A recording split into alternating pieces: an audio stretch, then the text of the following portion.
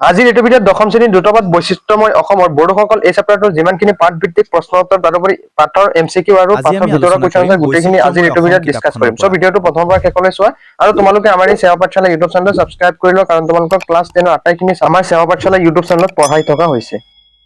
তো প্ৰথমতে আমি যিখিনি পাঠ ভিত্তিক প্ৰশ্ন উত্তৰ আছে সেইখিনি চাই লওঁ অনুশীলনীৰ প্ৰশ্ন উত্তৰ ইয়াৰ পিছত আমি চেপ্টাৰটো যিখিনি MCQ তাৰোপৰি শৰ্ট কুৱেশ্যন লং কুৱেশ্যন গোটেইখিনি চাম। তো প্ৰথমতে অনুশীলনীৰ প্ৰথম কুৱেশ্যনটো চোৱা যে বড়ো ভাষা কি ভাষা গোষ্ঠীৰ অন্তৰ্ভুক্ত।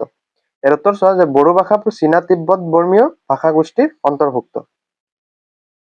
2 নম্বৰ চোৱা বড়ো ভাষা কেতিয়া প্ৰাথমিক শিক্ষাৰ মাধ্যম হিচাপে স্বীকৃতি হৈছিল। উত্তৰ বড়ো ভাষা 1963 চনত প্ৰাথমিক শিক্ষাৰ মাধ্যম হিচাপে স্বীকৃতি প্ৰাপ্ত হৈছিল বা স্বীকৃতি হৈছিল।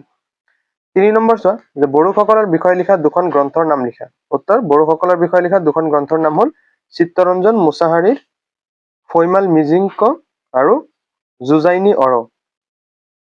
4 নম্বৰ চোৱা যে বড়ো ভাষাৰ প্ৰথম গ্ৰন্থখন কি। উত্তৰ বড়ো ভাষাৰ প্ৰথম গ্ৰন্থখন হ'ল চিত্তৰঞ্জন মুছাহাৰীৰ ফৈমাল মিজিংক। 5 নম্বৰ চোৱা যে বড়োসকলৰ পৰম্পৰাগত সাজপাৰত ব্যৱহাৰ কৰা কেইটিমান চানেকি নাম লিখা।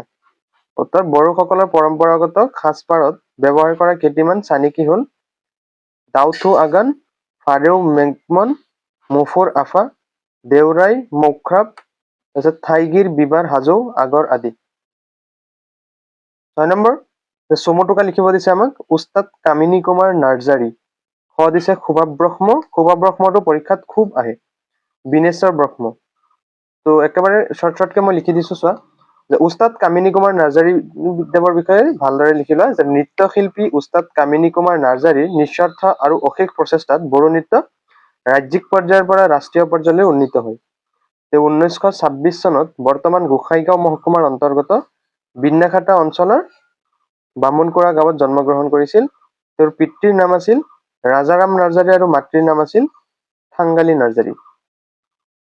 1955 চনত দিল্লীত হোৱা অল ইণ্ডিয়া ৰেডিঅ'ৰ মুকলি প্ৰদৰ্শনী অনুষ্ঠানত তেওঁ অংশগ্ৰহণ কৰি বিবাহ গীত পৰিৱেশন কৰিছিল। এই অনুষ্ঠানৰ পৰা উভতি আহি উস্তাদ কামিনীয়ে বড়ো সংস্কৃতিৰ উন্নতিৰ বাবে বিভিন্ন দিশত কাম কৰিবলৈ লয়। 1957 চনৰ 26 জানুৱাৰী তাৰিখে দিল্লীত অনুষ্ঠিত গণতন্ত্ৰ দিৱসত উস্তাদ কামিনী কুমাৰ নাৰ্জাৰীয়ে এটি সাংস্কৃতিক দল লৈ অংশগ্ৰহণ কৰে আৰু 27 জানুৱাৰীত অনুষ্ঠিত হোৱা বড়ো কৃষ্টি দলে বাগৰুম্বা নৃত্য পৰিৱেশন কৰি ভাৰতৰ ভিতৰত প্ৰথম স্থান দখল কৰে। 6 নম্বৰ সুভাষ ব্ৰহ্ম পৰীক্ষাত খুব আহে যে ডক্টৰ সুভাষ ব্ৰহ্ম ভাৰতৰ এজন প্ৰখ্যাত ভাস্কৰ্যবিদ আৰু অসমৰ কলা জগতৰ পথ প্ৰদৰ্শক। তেওঁৰ সৃষ্টিৰাজিয়ে বড়ো আৰু অসমীয়া সমাজৰ প্ৰকৃত প্ৰতিচ্ছবি দাঙি ধৰিছে। এই মহান শিল্পীগৰাকী 1929 চনৰ 18 অক্টোবৰত বৰ্তমানৰ কোকৰাঝাৰ জিলাৰ গোসাইগাঁৱৰ ভূমকা নামৰ এখন পিছপৰা গাঁৱত জন্মগ্ৰহণ কৰে। তেখেতৰ পিতৃৰ নাম আছিল হৰিচৰণ ব্ৰহ্ম আৰু মাতৃৰ নাম আছিল দেৱশ্ৰী ব্ৰহ্ম। ডক্টৰ ব্ৰহ্মই নিজ গাঁৱৰ প্ৰাথমিক বিদ্যালয়ত শিক্ষা গ্ৰহণ কৰিছিল। ইয়াৰ পিছত ধুবুৰীৰ চাপতগ্ৰাম হাইস্কুলৰ পৰা 1950 চনত বুৰঞ্জী বিষয়ত লেটাৰসহ প্ৰথম বিভাগত উত্তীৰ্ণ হৈ গুৱাহাটী মহাবিদ্যালয়ত নামভৰ্তি কৰে।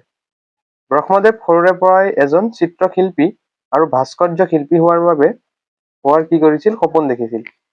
ললিত কলাৰত্ন ডক্টৰ সুভাষ ব্ৰহ্মদেৱে 1950 চনত কবিগুৰু ৰবীন্দ্ৰনাথ ঠাকুৰে স্থাপন কৰা শান্তি নিকেতনত নামভৰ্তি কৰে।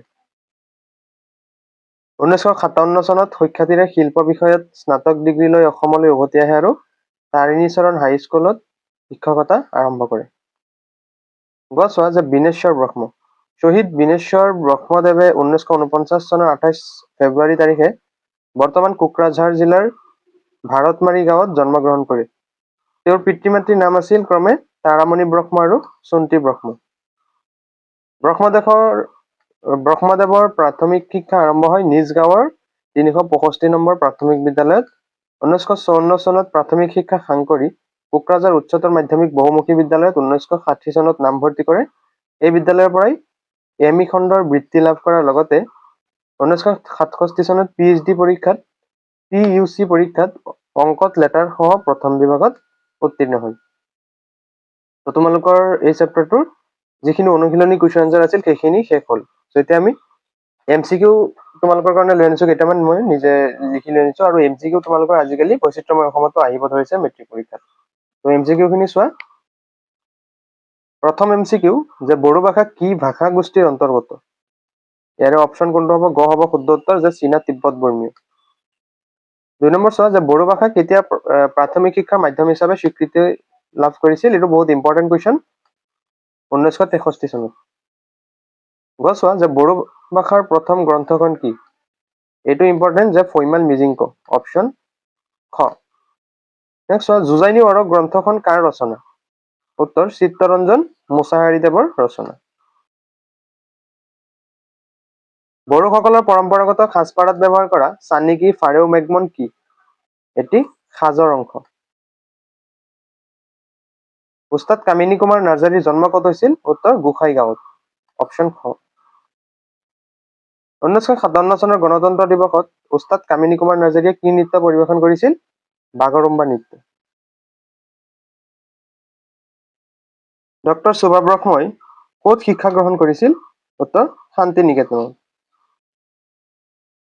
ডক্টৰ সুভাষ ব্ৰহ্ম কোন হিচাপে পৰিচিত ভাস্কৰ্যবিদ হিচাপে পৰিচিত শ্বহীদ বিনেশ্বৰ ব্ৰহ্মৰ জন্ম ক'ত হৈছিল উত্তৰ ভাতৰমাৰীত